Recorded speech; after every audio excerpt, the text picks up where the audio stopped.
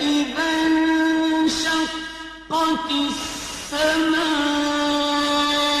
فكانت وردة كالدهان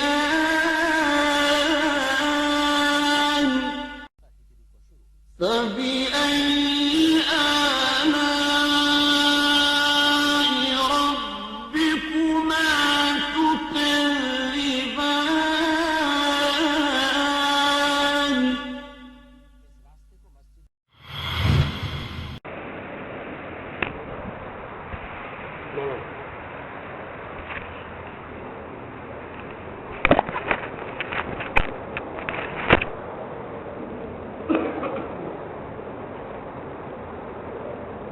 أعوذ بالله من الشيطان الرجيم بسم الله الرحمن الرحيم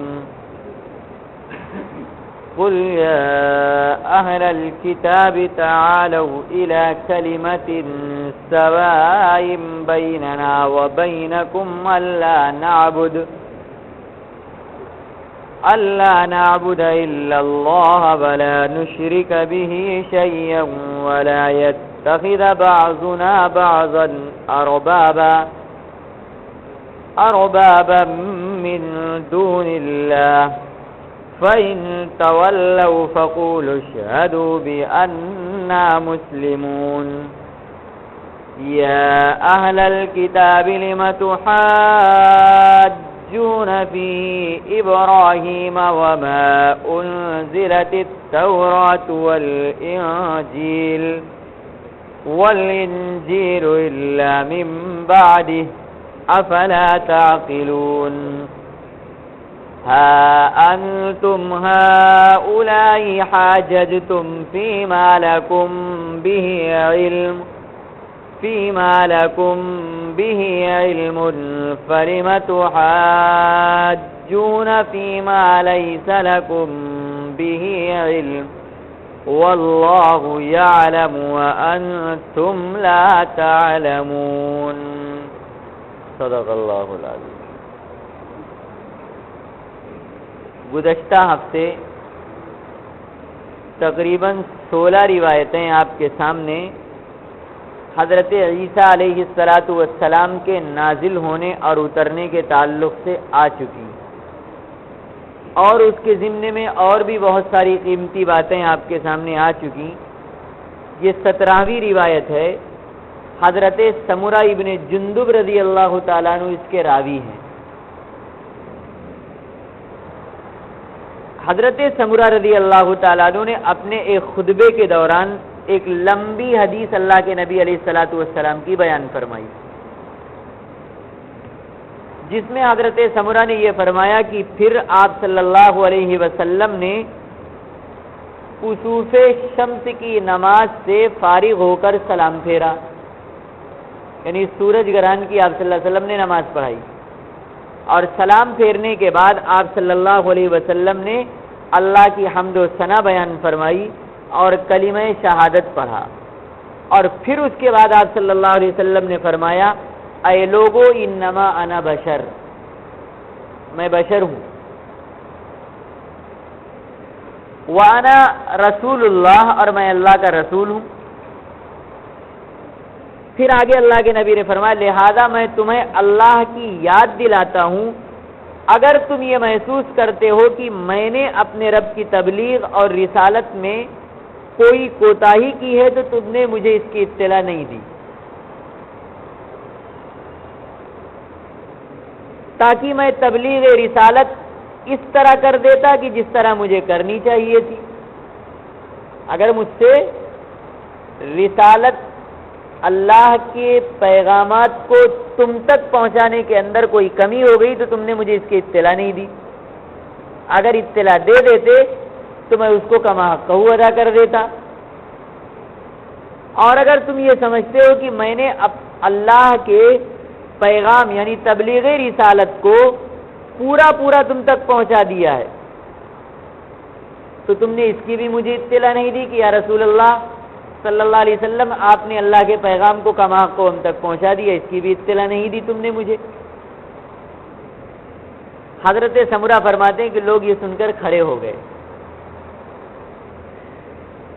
اور سب نے کہا کہ ہم گواہی دیتے ہیں کہ آپ نے اپنے پروردگار کی تعلیمات مکمل اور کما حقہ ہم تک پہنچا دی،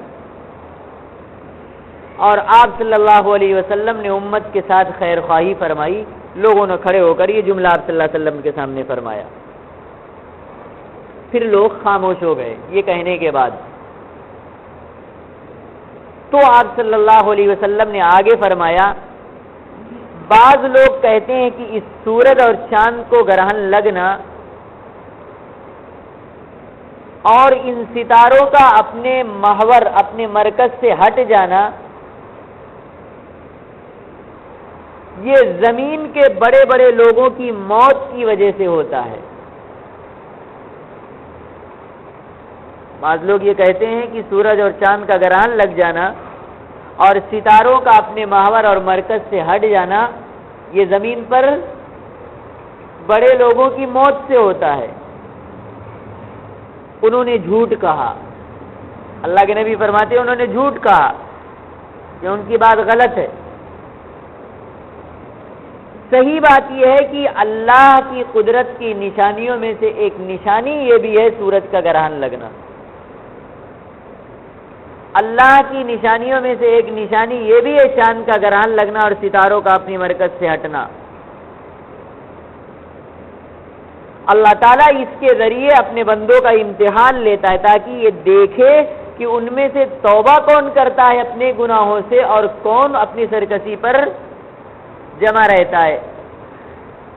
اللہ اس آزمائش اور امتحان کے لیے اس سورج کو گرہن لگاتا ہے اور چاند کو گرہن لگاتا ہے۔ بخدا آگے اللہ کے نبی فرماتے ہیں، اللہ کی قسم جس وقت میں نماز میں کھڑا تھا اس سورج گرہن کی نماز میں، اس وقت میں نے ان بڑے بڑے واقعات کو دیکھا ہے جو تمہیں اس دنیا کے اندر اور اس دنیا کے بعد آخرت والی زندگی کے اندر پیش آنے والے ہیں۔ اللہ نے مجھے ان بڑے بڑے واقعات کی جھلک دکھلائی ابھی نماز کے اندر، اللہ کے نبی نے فرمایا۔ اور آگے اللہ کے نبی فرماتے اور بخدا جب تک تمہارے اندر 30 سب سے بڑے جھوٹ بولنے والے 30 کذابون ظاہر نہ ہو جائیں گے تب تک قیامت نہیں آئے گی۔ اور ایک روایت میں 30 کذابون کلہم یزعم انہ نبی، اور ان میں سے ہر جھوٹا یہ دعویٰ کرے گا کہ میں اللہ کا نبی ہوں۔ وَأَنَا خَاتَمُ النَّبِيِّينَ لَا نَبِيَّ بَعْدِي، حالانکہ مجھے تو اللہ نے آخری نبی بنا کر بھیجا، میرے بعد کوئی نبی نہیں آئے گا۔ تو اللہ کے نبی نے فرمایا اللہ کی قسم جب تک تم میں 30 سب سے بڑے اس دنیا میں جھوٹ بولنے والے پیدا نہیں ہو جائیں گے تب تک قیامت نہیں آئے گی۔ اور ان میں سب سے آخری سب سے بڑا جھوٹا جو ہوگا وہ کانا دجال ہوگا، جس کی بائیں آنکھ ایسے ہوں گی جیسے یہ ابو تحیہ، ان کے آنکھوں کی طرح بائیں آنکھ اس کی بالکل ممسوح ہوگی، بالکل سپاٹ ہوگی۔ یہ ابو تحیہ ایک انصاری صحابی ہیں، ایک آنکھ سے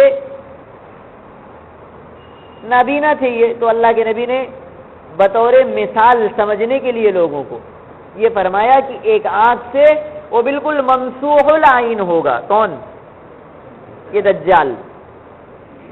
آگے اللہ کے نبی نے فرمایا جب وہ نکلے گا تو سب سے پہلے تو خدائی دعویٰ کرے گا کہ میں خدا۔ آگے اللہ کے نبی فرماتے جو شخص اس پر ایمان لے آئے گا اور اسے خدا مان لے گا اور اسے اپنا رب تسلیم کر لے گا اور اس کی تصدیق اور پیروی کرے گا تو اسے اس کا پچھلا کوئی عمل بھی نفع نہیں دے گا،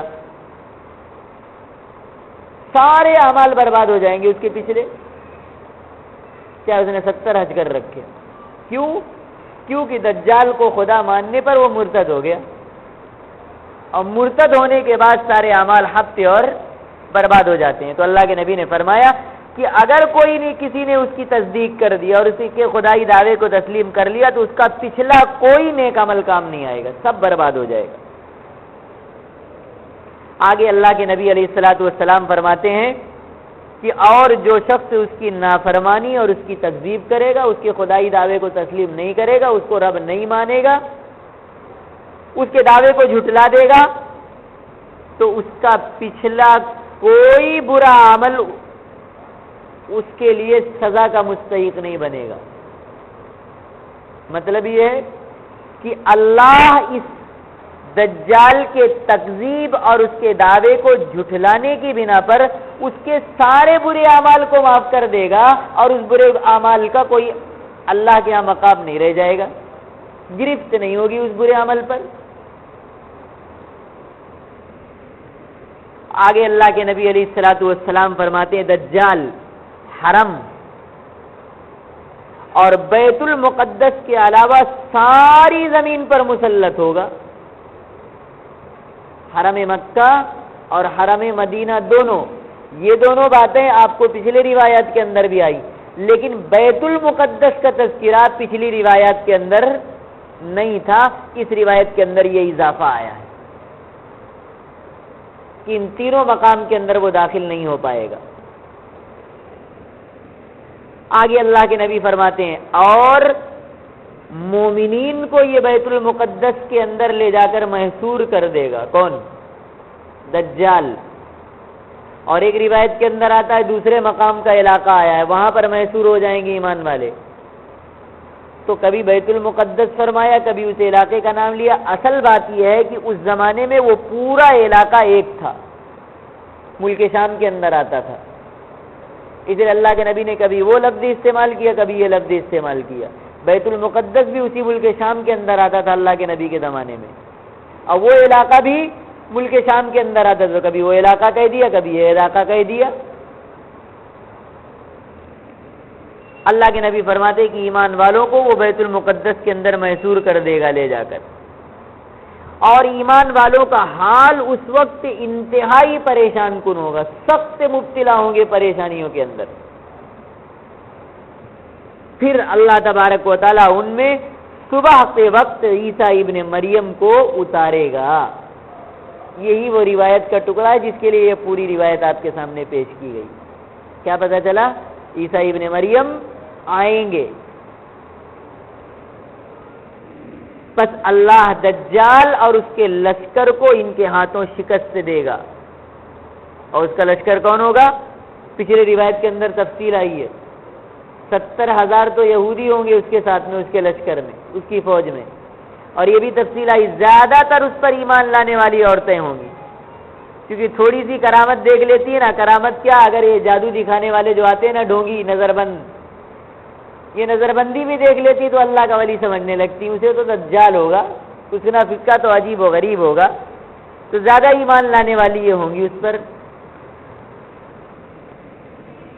آگے اللہ کے نبی فرماتے ہیں اس کے لشکر کو اور اس کو اللہ شکست دے گا حضرت عیسیٰ علیہ الصلوۃ والسلام کے ہاتھ، یہاں تک کہ دیوار کی بنیاد اور درختوں کی جڑیں یہ بھی آواز دے کر اللہ انہیں قوت گویائی عطا کر دے گا، بولنے کی طاقت دے گا، یہ بھی آواز دے کر پکاریں گی او مرد مومن آ، اور یہ میرے پیچھے ایک کافر چھپا ہوا، اسے لے جا اور قتل کر دے۔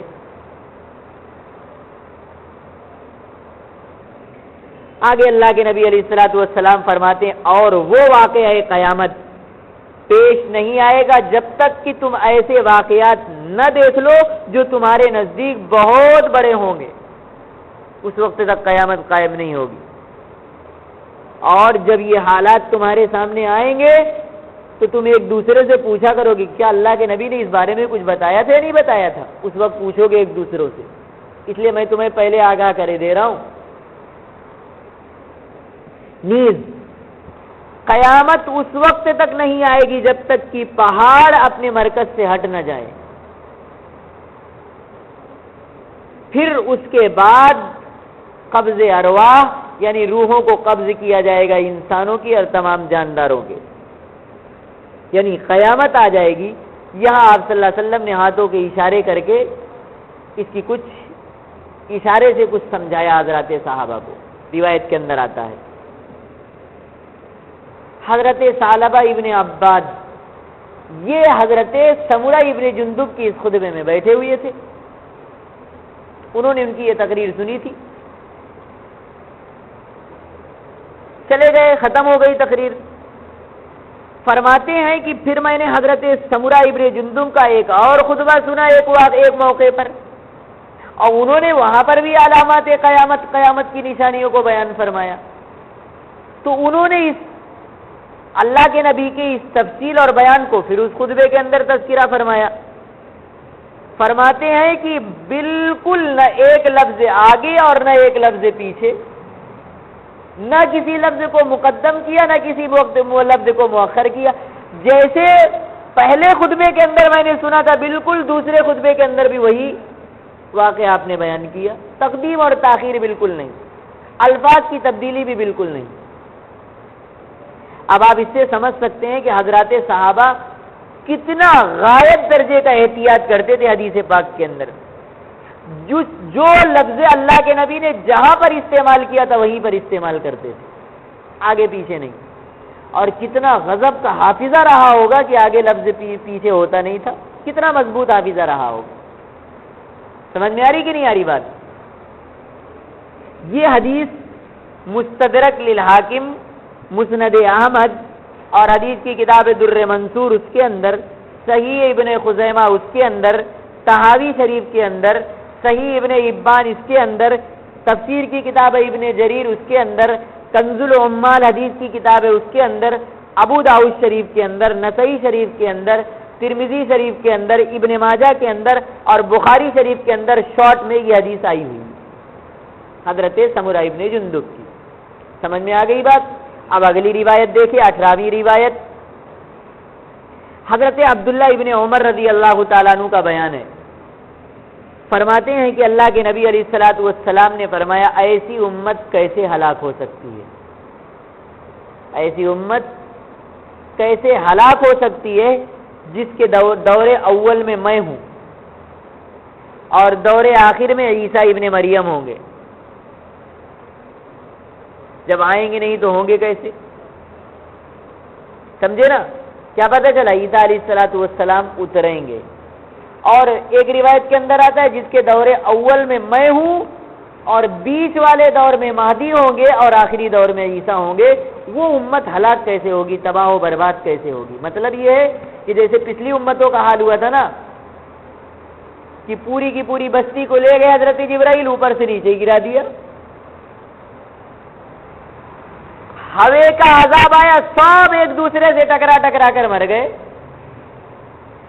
آسمان سے پتھر کی بارش ہوئی، پوری قوم تباہ ہو گئی۔ یہ حال اس امت کا نہیں ہوگا،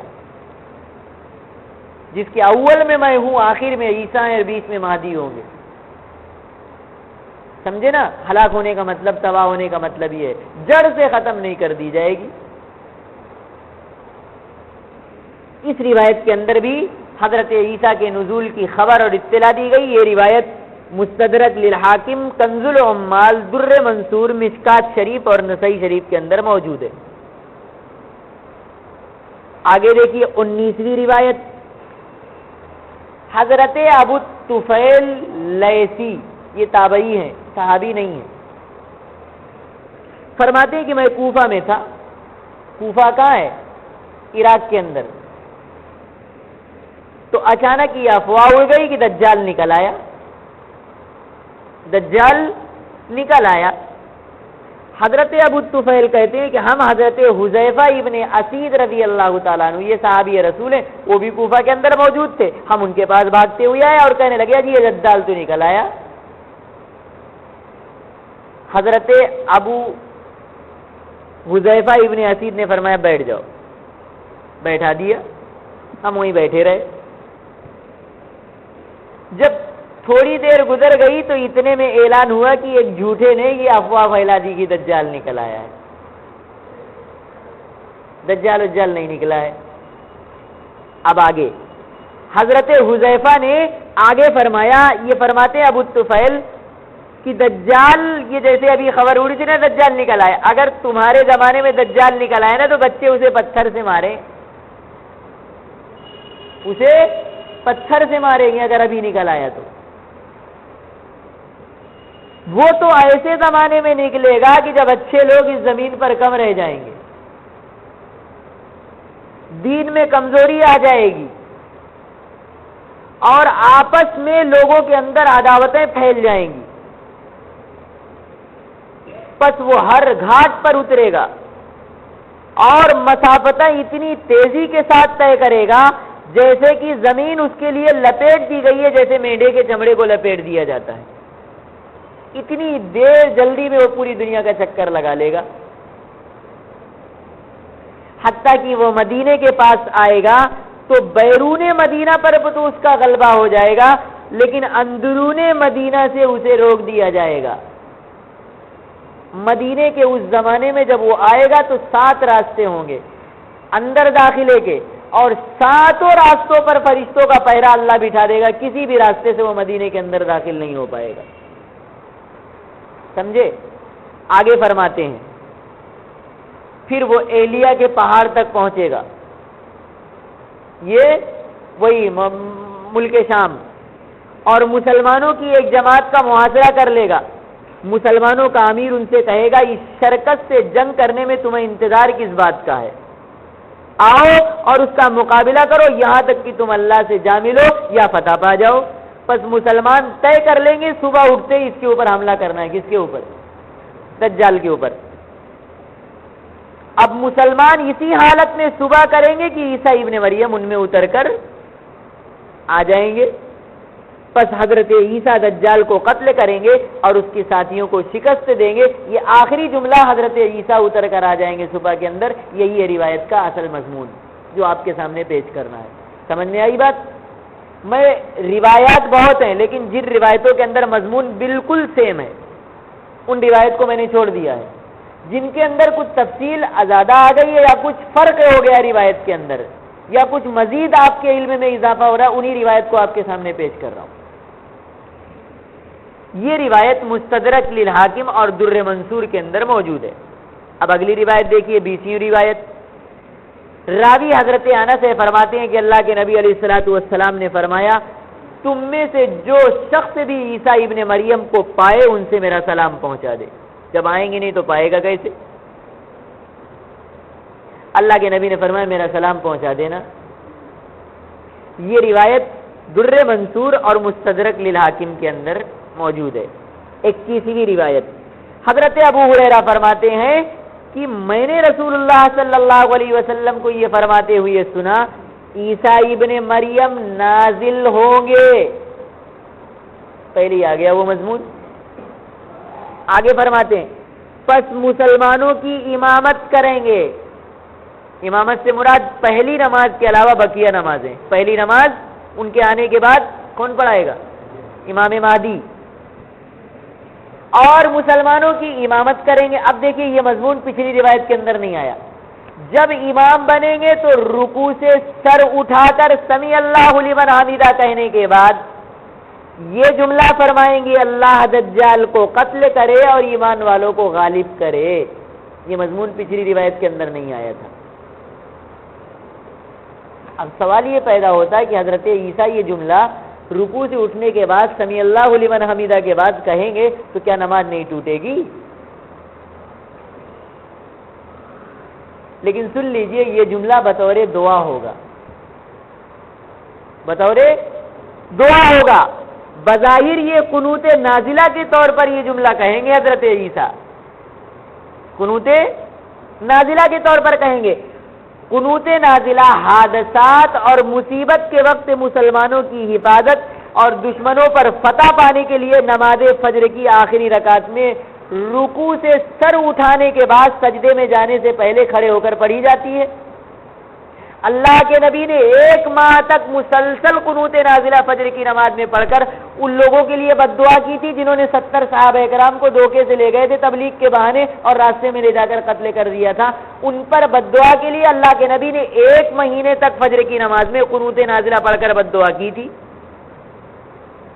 یہ حضرت عیسیٰ علیہ السلام کا جملہ رکوع سے اٹھنے کے بعد بطور دعا اور قنوت نازلہ کے ہوگا. اور جب قنوت نازلہ کے طور پر ہوتا تو نماز ٹوٹنے کا کوئی سوال ہی نہیں پیدا ہوتا.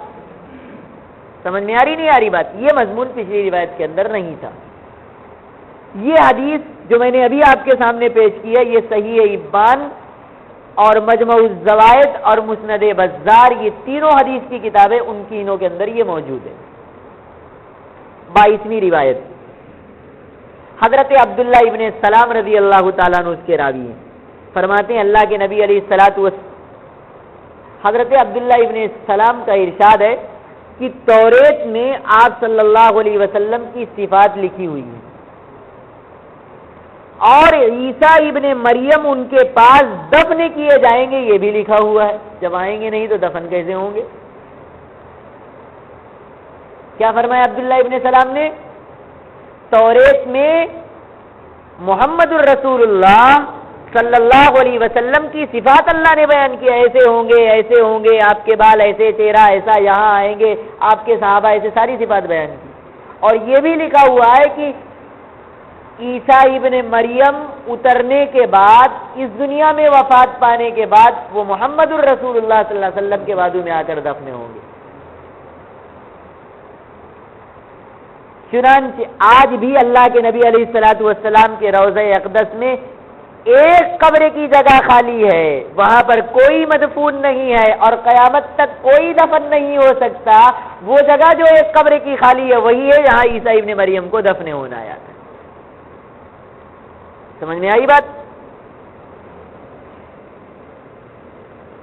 23ویں روایت، حضرت ابو ہریرہ رضی اللہ تعالیٰ عنہ راوی ہے، فرماتے ہیں کہ اللہ کے نبی علیہ الصلوۃ والسلام نے ارشاد فرمایا دجال کو قتل کرنے کی قدرت سوائے عیسیٰ ابن مریم کے کسی اور کو نہیں دی گئی،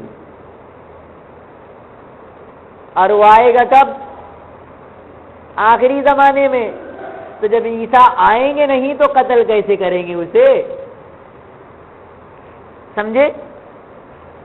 یہ روایت ابو داؤد شریف اور الجامع الصغیر ایک کتاب ہے اس کے اندر موجود ہے، سند کے سارے راوی مضبوط ہیں اس روایت کے۔ 24ویں روایت، اس روایت کا تھوڑا سا مضمون میں آپ کے سامنے پیش کرتا ہوں، ذرا دھیان سے سنیے۔ یہ روایت بھی اپنے اندر ایک قیمتی خزانہ ہے۔ حضرت جابر رضی اللہ تعالیٰ عنہ اس کے راوی یہ فرماتے ہیں کہ مدینہ طیبہ میں ایک یہودی عورت کے ایک لڑکا پیدا ہوا، ایک یہودی عورت کے ایک لڑکا پیدا ہوا مدینے میں، جس کی آنکھ بے نور اور باہر کی طرف نکلی ہوئی تھی انگور کی طرح۔ آپ صلی اللہ علیہ وسلم کو جب اس بچے کی اطلاع دی گئی کہ صاحب وہ تو ایک ایسا لڑکا پیدا ہوا جس کی آنکھ بالکل بے نور اور باہر کی طرف نکلی ہوئی ہے، تو آپ صلی اللہ علیہ وسلم کو خوف ہو گیا کہیں وہی دجال تو نہیں پیدا ہو گیا جس کی خبر اللہ نے مجھے دی ہے،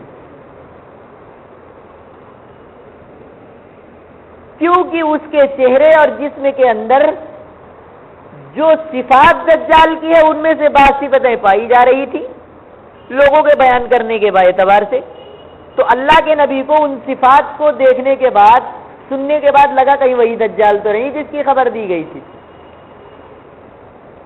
اب یہاں یہ سوال پیدا ہوتا ہے، جب اللہ کے نبی نے خود اپنے زبان سے یہ فرمایا کہ دجال مدینے اور مکے کے اندر داخل نہیں ہو پائے گا، اور یہ تو مدینے کے اندر ہی پیدا ہو رہا ہے، تو یہ کیسے وہ ہوگا؟ کیسے اللہ کے نبی کو شک ہو گیا؟ خود اللہ کے نبی زبان سے یہ کہہ رہے ہیں کہ دجال مدینے میں داخل نہیں ہوگا، اور یہ مدینے کے اندر ہی پیدا ہو رہا ہے، تو اللہ کے نبی کو کیسے یہ شک ہو گیا یہ وہی ہے؟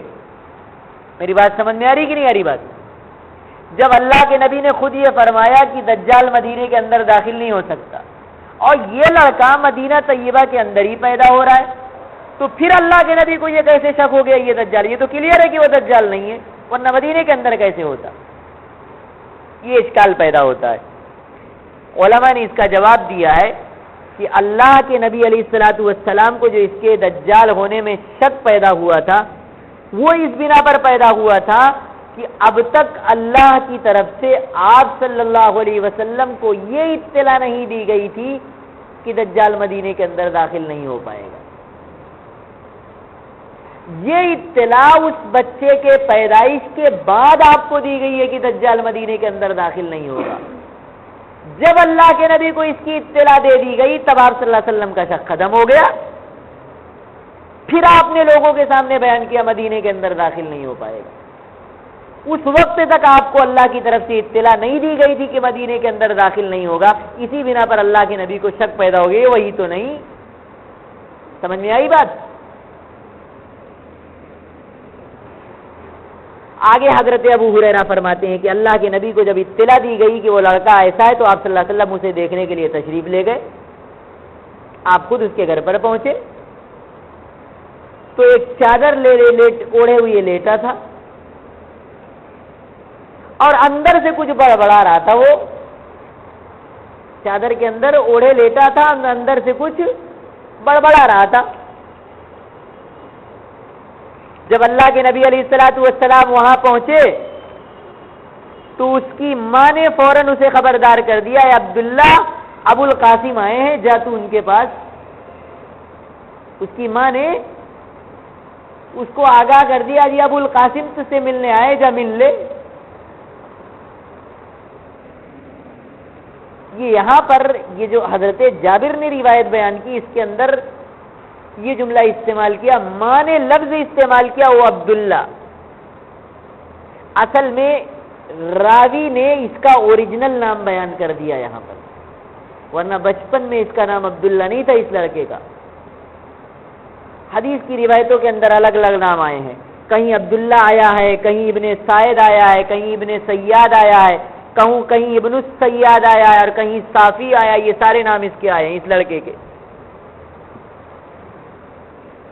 لیکن بظاہر اس کا نام جو عبداللہ یہاں پر استعمال ہوا ہے، راوی نے اس کا اصلی نام نقل کیا ہے کیونکہ یہ بڑا ہو کر مسلمان ہو گیا تھا اور اس کا یہ نام بعد میں پڑا تھا عبداللہ. اور مسلمان ہونے کے بعد یہ صحابہ اکرام کے ساتھ حج کرنے بھی گیا تھا. کون؟ یہی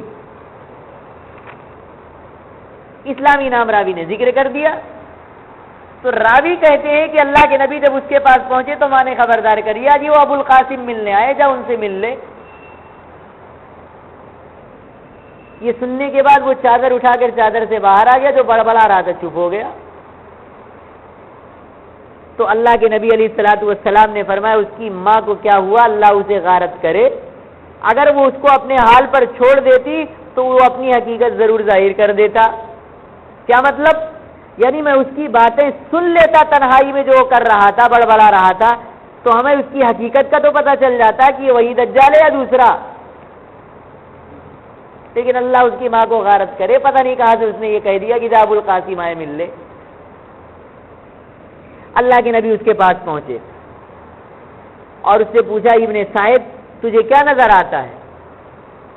اس نے کہا میں حق دیکھتا ہوں اور باطل دیکھتا ہوں.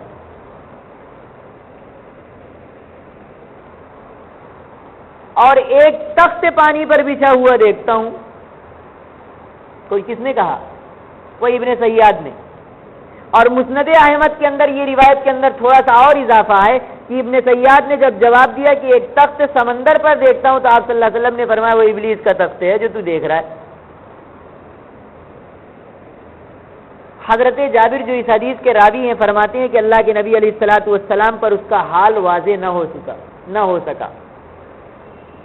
تو آپ صلی اللہ علیہ وسلم نے پوچھا تو کیا شہادت دیتا ہے کہ میں اللہ کا رسول ہوں؟ تو مانتا ہے اس کو؟ تو اس نے الٹا سوال کر لیا کہ آپ گواہی دیتے ہیں کہ میں اللہ کا رسول ہوں؟ الٹا پوچھ لیا اس نے. تو اللہ کے نبی نے فرمایا اللہ اور اس کے سارے رسولوں پر میں ایمان رکھتا ہوں، لیکن تو ان میں سے نہیں ہے کہ میں تجھ پر ایمان لے آؤں. پھر آپ صلی اللہ علیہ وسلم وہاں سے واپس تشریف لے آئے اور اسے اس کے حال پر چھوڑ دیا. اس روایت کا مضمون پورا نہیں ہوا ہے، انشاءاللہ اس روایت کے مضمون کو لمبی روایت ہے چونکہ کل پورا کر دوں گا. دعا کیجیے اللہ تبارک و تعالی قرآن پاک کی صحیح سمجھ نصیب فرمائے اور اس پر عمل کی توفیق عطا فرمائے.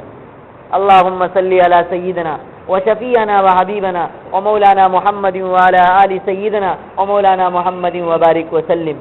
ربنا آتنا فی الدنیا حسنہ وفی الآخرۃ حسنۃ وقنا عذاب النار. اللہم احفظنا من کل بلاء الدنیا وعذاب الآخرہ. اہدنا الصراط المستقیم صراط الذین انعمت علیہم غیر المغضوب علیہم ولا الضالین.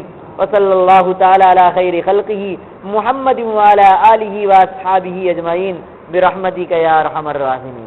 دیکھیے جو روایات آپ کے سامنے پیش کی جا رہی ہیں علامات قیامت قیامت کی نشانیوں کے سلسلے میں اتنی جامع روایات آپ کو کہیں اور سننے کو نہیں ملیں گی۔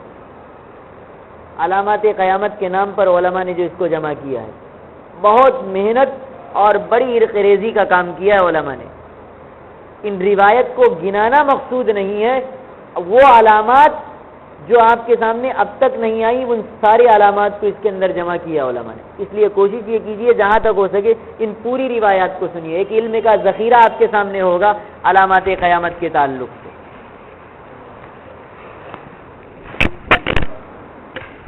پہلے ہی گر گئی۔